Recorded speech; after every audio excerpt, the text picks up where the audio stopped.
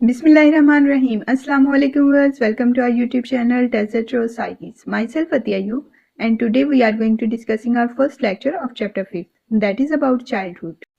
And today's topic of the concern is about physical development in early childhood.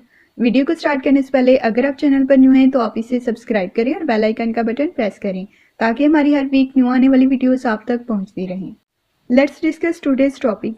Students, अंदाजे बयां रंग बदल देता है वरना दुनिया में कोई नई बात नहीं है।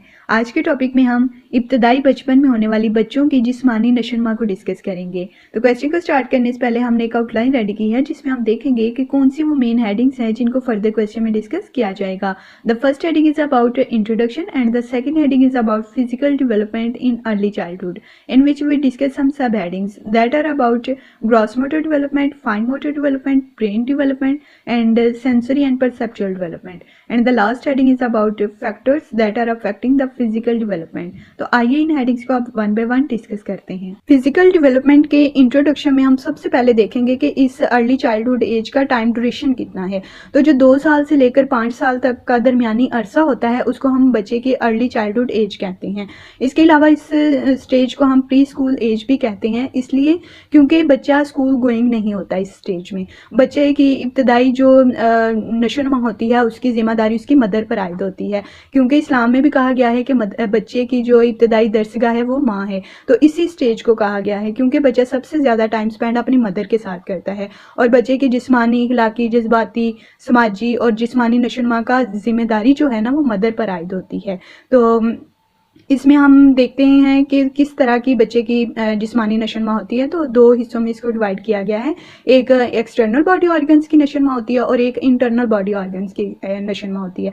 जो एक्सटर्नल बॉडी ऑर्गन्स की नशोनुमा होती है ना, जो वो विजिबल होती है, उसको हम देख रहे होते हैं कि बच्चे का कद बढ़ रहा है। वक्त के साथ साथ बच्चे में बहुत सारी तब्दीलियाँ आती हैं, जैसे कि मसल्स उसके बढ़ते हैं, हाथ पैर पाँव की नशोनुमा हो रही होती है। तो ये सारे हम देखते हैं कि बच्चा वेट गेन कर रहा है। तो ये सारी नशोनुमा जो है ना वो एक्सटर्नल बॉडी ऑर्गन्स की है। उसके बाद आते हैं इंटरनल बॉडी ऑर्गन्स की तरफ, जो कि इनविजिबल होते हैं, हम देख नहीं सकते, लेकिन उनकी ग्रोथ टाइम के साथ साथ हो रही होती है। जैसे कि नर्वस सिस्टम बच्चे का काम कर रहा होता है, बच्चे का ब्रेन काम कर रहा होता है, वो चीज़ों को अडॉप्ट करता है। उसके अलावा बच्चे की सेंसेस काम कर रही होती हैं, वो चीज़ों को एट अ टाइम देखता है, उन चीज़ों की स्मेल करता है, चीज़ों को टेस्ट महसूस करता है। तो ये सारी जो सेंसेस उसकी एट अ टाइम काम कर रही होती हैं, उसका नर्वस सिस्टम काम कर रहा होता है, उसकी परसेप्शन काम कर रही होती है, उसका ब्रेन काम कर रहा होता है, ये सारे इंटरनल बॉडी ऑर्गन्स होते हैं। इसके अलावा हम फिजिकल डेवलपमेंट में देखेंगे कि बच्चे बहुत सारी एक्टिविटीज़ करना इस एज में सीखते हैं,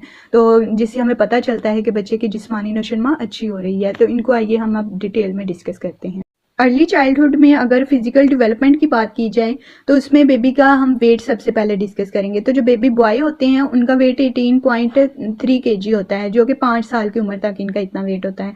अगर गर्ल्स की बात की जाए तो उनका 18.2 kg होता है 5 साल की उम्र में। तो ये एक हेल्दी जो बेबी गर्ल या बेबी बॉय हैं उनका वेट बताया गया है। अब अगर हाइट या लेंथ की बात करें तो 5 साल का अगर बेबी बॉय होगा तो उसका वेट 3 फीट एंड 7 इंचज़ होगा, और अगर गर्ल होगी 5 साल की तो उसका वेट 3 फीट एंड 4 इंचज़ होगा।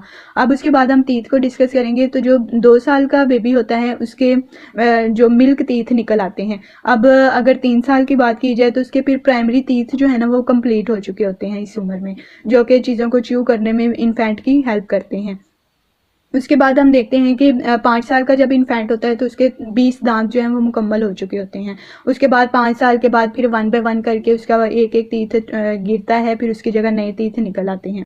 Now we discuss gross motor development in early childhood, जिसमें हम देखते हैं कि बच्चे ने मजमूई तौर पर यानी सर से लेकर पाँव तक की जो हरकत हैं उन पर ग्रिप हासिल की है या कि नहीं की।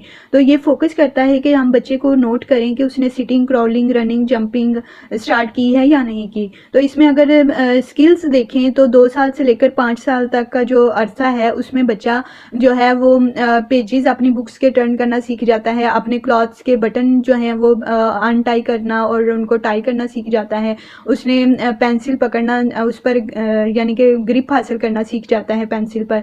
फिर वो अपना खाना खुद खा सकता है, यानी फोक और नाइफ पर उसकी ग्रिप हो जाती है। तो gradually walks, changes, run, jump, hops, throw and catches वगैरह सीख जाता है। Walk up stairs and down सीख जाता है, यानी सीढ़ियाँ वो खुद चढ़ भी सकता है और उतर भी सकता है। राइड आ ट्राईसाइकिल रैपिडली, यानी कि 3 पहियों वाली जो साइकिल होती है वो चलाना सीख जाता है। कॉम्ब हेयर वॉशेस फेस, यानी कि अपने बालों को संवारना सीखता है। फिर अपना फेस खुद वॉश कर लेता है, अपने ड्रेस चेंज कर लेता है, अपने शू के जो लेसेस होते हैं उनको टाई करना सीखता है। फिर उसके बाद डॉट्स वाली जो कॉपी होती हैं उन पर लिखना स्टार्ट कर देता है इस उम्र में इन्फेंट। नेक्स्ट हम फाइन मोटर डेवलपमेंट स्किल्स को डिस्कस करेंगे। तो फाइन मोटर डेवलपमेंट में बच्चे के हाथों की जो हरकत होती हैं ना उसको डिस्कस करेंगे, क्योंकि ग्रॉस मोटर में हमने सर से लेकर पाँव तक बच्चे की जो फिजिकल मूवमेंट्स थी उनको सीखा, लेकिन फाइन मोटर में हम बच्चे के मसल्स जो है ना हाथों के उसको सीखेंगे कि बच्चे अपने रोज़मर्रा ज़िंदगी के काम जो हैं वो अपने हाथों की मदद से किस तरह करना सीख जाते हैं। तो अगर इसकी डेफिनेशन की बात कीजिए तो fine motor skills involve small muscles working with the brain and nervous system to counteract movements of hands, finger, lips, tongue and eyes। यानी बच्चे जो होते हैं इस स्टेज में आकर अपने हाथों की मदद से या फिर अपनी टंग को यूज़ करना सीख जाते हैं, हाथों से डिफरेंट काम करना शुरू कर देते हैं, लिप्स को मूव करना सीखते हैं। तो ये सारा कुछ ब्रेन और नर्वस सिस्टम की मदद से करते हैं। अगर इसके में स्किल्स की बात की जाए तो 2 से 5 साल के अरसे में हम सबसे पहले डिस्कस करेंगे 3 से 4 ईयर को। तो इस एज में बच्चा जो होता है पेपर को कट करना सीखता है सीजर के साथ, फिर वो ब्लॉक्स बनाना सीख जाता है, यानी ब्लॉक्स उसको अगर दिए जाएँ तो उनको वो डिफरेंट शेप देना सीखता है। ब्रिज बना लेगा, कोई हाउस बना लेगा, या फिर कुछ और बनाने की डिफरेंट कोशिश करेगा। फिर उसके बाद बच्चे को अगर पेंसिल पकड़ाई जाए तो वो सादा कॉपी के ऊपर 0 और प्लस ड्रा कर सकता है। अब वो कुछ बच्चे जो होते हैं वो जैसे कि गर्ल्स की अगर बात की जाए तो उन्होंने डॉल रखी होती हैं इस एज में, तो वो उनको ड्रेस अप करना सीख जाती हैं। फिर अगर उसके अलावा वो कॉपी पर सर्कल भी खुद से बना सकती हैं। अगर 4 से 5 ईयर्स की बात की जाए तो बच्चे जो हैं वो अपने शूज़ के तस्मे जो हैं वो खुद बंद करना सीख जाते हैं। अगर उनको सादा कॉपी दी जाए तो उसके ऊपर मल्टीप्लाई का साइन बनाकर हमें दिखाएंगे। फिर अगर इसके अलावा उनको एक डॉट्स वाली कॉपी दे दी जाए तो उसके ऊपर बहुत प्यारा सा लिखना सीख जाते हैं, क्योंकि इतनी ग्रिप उनकी पेंसिल पर हो चुकी होती है कि वो बहुत प्यारा सा लिख सकते हैं डॉट्स पर। तो इसके अलावा वो एक पाँव पर घूमना सीखते हैं, या फिर जिसे हम रस्सी फलांगना कहते हैं वो उसको फलांगने की कोशिश करते हैं। Now we discuss brain development. जैसे कि ब्रेन डेवलपमेंट से पता चल गया है कि बच्चे की हम जहनी नशोनुमा को डिस्कस करेंगे। तो फिजिकल डेवलपमेंट तो बच्चे की हो रही होती है, इसके साथ साथ बच्चे की साइकोलॉजिकल डेवलपमेंट भी हो रही होती है।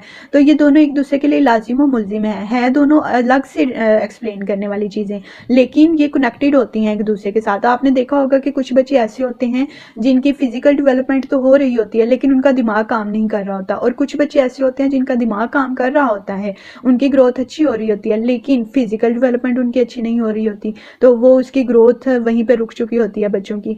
तो ये दोनों एक दूसरे के लिए लाजिम और मुलजिम है एक हेल्दी लाइफ जीने के लिए। तो इसमें हम देखेंगे कि दिमाग जो है बच्चे का वो 2 चीज़ों के साथ काम करता है, सिनेप्टोजेनेसिस और माइलिनेशन के ज़रिए। सिनेप्टोजेनेसिस वो हल्का होता है जहाँ पर दिमाग का राब्ता होता है, इंसान का राब्ता होता है, यानी बॉडी में ने अगर कोई सिग्नल भेजा है दिमाग को तो वो इस हल्के में आकर या इस रकबे में आकर दिमाग जो है उसको वसूल करता है सिग्नल को, और फिर दोबारा से जो कोई अगर उसने सिग्नल भेजना है बॉडी को तो वो फिर रीढ़ की हड्डी से होता हुआ इंसान के उस बॉडी ऑर्गन तक पहुँच जाता है। तो ये दोनों जो रीढ़ की हड्डी है और सिनेप्सिस हैं ये दोनों इंसान के ब्रेन डेवलपमेंट में अहम किरदार अदा करते हैं। नेक्स्ट हम डिस्कस करेंगे sensory and perceptual development in early childhood, यानी इब्तदाई जो 5 साल होते हैं 2 से 5 साल तक, उसमें बच्चा जो है वो सेंसेस के थ्रू चीज़ों को अडॉप्ट करता है। यानी बच्चा जो है वो vision, hearing, smell, taste and touching के ज़रिए इन्वायरमेंट से मालूमात हासिल करता है। हेयरिंग की अगर बात की जाए तो बच्चा आवाज़ों को सुनता है, दूर की आवाज़ और नज़दीक की आवाज़ में फ़र्क कर सकता है। स्मेल की अगर बात की जाए तो उसे खुशबूदार और बदबूदार चीज़ों में फ़र्क मालूम हो जाता है। टेस्ट की अगर बात की जाए तो हमारी ज़ुबान पर जैसे कि वर्ड्स होते हैं जिसके जो कि हमें बताते हैं कि ये चीज़ मीठी है, खट्टी है, कड़वी है, ज़्यादा नमकीन है या किस तरह की है, वो मुख्तलिफ टेस्ट में फ़र्क कर सकता है इतनी उम्र का बच्चा। फिर टच की अगर बात की जाए तो हमारी जो बॉडी पर रिसेप्टर्स होते हैं वो हमें इस बात का आइडिया देते हैं कि आपकी बॉडी पर टच हुआ है या आपने किसी चीज़ को टच किया है, तो वो इस चीज़ को समझ जाता है। फिर विजन की अगर बात की जाए तो बच्चा जो है वो आंखों से चीज़ों को देखता है, बशर्ते ये कि वो ब्लाइंड ना हो।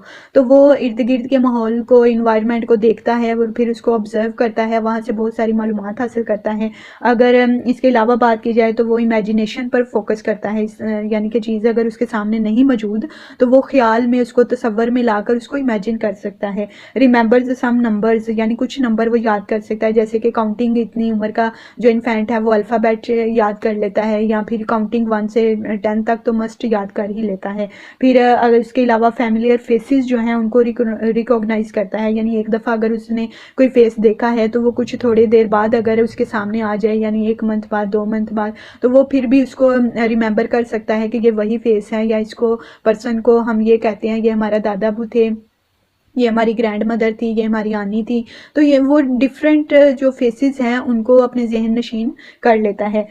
It's time to discuss the last heading of our outline, that is about the factors that are affecting the physical development in children। यानी इसमें हम उन फैक्टर्स को डिस्कस करेंगे जो कि बच्चे की जिस्मानी ग्रोथ होते वक्त उनमें रुकावट पैदा करते हैं। The first one is biological nutrition, यानी ये बच्चे की ग़िज़ा से मुतल्लिक है। अगर बच्चे को मुनासिब ग़िज़ा नहीं मिल रही, या उसको आयोडीन की कमी है, जिंक की कमी है, या फिर ब्रेस्ट फीडिंग मदर अगर बच्चे को नहीं करवा रही, या फिर ऐसा भी हो सकता है कि अगर करवा रही हैं तो मदर को कोई ऐसी क्रोनिक डिजीज़ है जो कि आगे बच्चे को डेवलप हो रही है मिल्क के थ्रू, तो ये सारी जो चीज़ें हैं फिर बच्चे की फ़िज़िकल डेवलपमेंट में रुकावट पैदा करती हैं। Second one is about infectious disease, यानी इसमें हम देखेंगे बच्चे को अगर कोई क्रॉनिक बीमारी है, यानी 5 साल के बच्चे को अगर कोई बीमारी है जैसे कि डायहिल डिजीज़ है, मलेरिया है, निमोनिया है, HIV एड्स है, ट्यूबरक्लोसिस है, ये सारी ना बच्चों की बीमारियां हैं जो कि इस उम्र में बच्चों को लग जाती हैं। इनका अगर कोई प्रॉपर इलाज नहीं हो रहा, या फिर इलाज करवा रहे हैं, बच्चे को आराम नहीं आ रहा, तो वो फिर बच्चे की फ़िज़िकल डेवलपमेंट को अफेक्ट करेंगी, उसकी जिस्मानी नशोनुमा में रुकावट पैदा करेंगी। The third one is about a contextual risk factor, यानी इसमें मदर का आ जाता है कि अगर मदर को किसी दिमागी बीमारी का सामना है, वो डिप्रेस्ड रहती हैं, वायलेंस का सामना है उनको करना पड़ता, या फिर वो किसी न किसी परेशानी में जहनी उलझन का शिकार हैं, तो ये सारी चीज़ें अगर मदर की साइकोलॉजिकल वेल बीइंग अच्छी नहीं है तो वो फिर बच्चे की जो इखलाकी और जहनी या फिर जिस्मानी नशोनुमा है उस पर तवज्जो नहीं देंगी, तो फिर इस तरह बच्चे की फ़िज़िकल डेवलपमेंट में ये चीज़ रुकावट पैदा करती है। The fourth one is about genetics. Genetics में हम देखते हैं कि जीन्स का क्या रोल है। कुछ आदात, कुछ खसूसियात, कुछ रवैये ऐसे होते हैं या कुछ बीमारियां ऐसी होती हैं जो कि बच्चे जीन्स में लेकर पैदा होते हैं, तो ये चीज़ें फिर बच्चे की फ़िज़िकल डेवलपमेंट में रुकावट पैदा करती हैं। मिसाल के तौर पर अगर बच्चे के पेरेंट्स डेफ हैं या ब्लाइंड हैं, तो ये चीज़ अगर बच्चे में आगे से आ गई है जीन्स के थ्रू, तो वो फिर उसकी फ़िज़िकल डेवलपमेंट में रुकावट पैदा करेगी। इसी तरह कुछ हाइट, वेट, आइज़ का कलर, स्किन का कलर, या फिर कुछ एप्टीट्यूड, कुछ रवैये, कुछ खसूसियात ऐसी होती हैं जो कि बच्चे जीन्स में लेकर पैदा होते हैं। उनको जितना भी अगर हम बदलने की कोशिश करें तो उन रवैयों को, उन आदात को हम बदल नहीं सकते, तो ये फिर फिजिकल डेवलपमेंट में ऐसी चीज़ें रुकावट बाज़-औक़ात पैदा करती हैं। The last one factor is about environment factor, यानी इसमें हम देखेंगे कि बच्चे को जिस माहौल में हमने रखा हुआ है वो इन्वायरमेंट कैसा है। अगर बच्चे को अंदरूनी और बैरूनी माहौल अच्छा मिल रहा है तो फिर उसकी फ़िज़िकल डेवलपमेंट भी अच्छी होगी और उसके साथ साथ उसकी साइकोलॉजिकल डेवलपमेंट भी अच्छी होगी, क्योंकि बच्चे को अगर अटेंशन दी जाए, तवज्जो दी जाए, प्यार और मोहब्बत उसको दिया जाए, तो फिर उसकी फ़िज़िकल और साइकोलॉजिकल डेवलपमेंट अच्छी होगी, उसकी वेल बीइंग अच्छी होगी। तो अगर उसको निगलेक्ट किया जा रहा है, उसको तवज्जो नहीं दी जा रही, उसको प्यार और मोहब्बत नहीं मिल रहा जो कि उसको इस एज में ज़्यादा से ज़्यादा मिलना चाहिए, तो ये चीज़ें फिर उसकी फ़िज़िकल डेवलपमेंट में, उसकी साइकोलॉजिकल डेवलपमेंट में रुकावट पैदा करती हैं। वो बच्चा स्टक हो जाता है वहीं पर। तो ये चीज़ें जो हैं उसकी फ़िज़िकल डेवलपमेंट में ये सारे एस्पेक्ट्स जो हमने पढ़े उसकी रुकावट पैदा करते हैं। तो कोशिश करनी चाहिए कि इन चीज़ों से अवॉइड किया जाए और उसकी बच्चे की जो फ़िज़िकल डेवलपमेंट में है ताकि वो अच्छी से अच्छी हो। तो स्टूडेंट्स, ये था हमारा आज का lecture. I hope so you can understand it very well, but if you face any type of difficulty then ask me in comment section. I'll try my best to guide you. Thanks for watching. See you in the next video. Till then, take care and Allah Hafiz.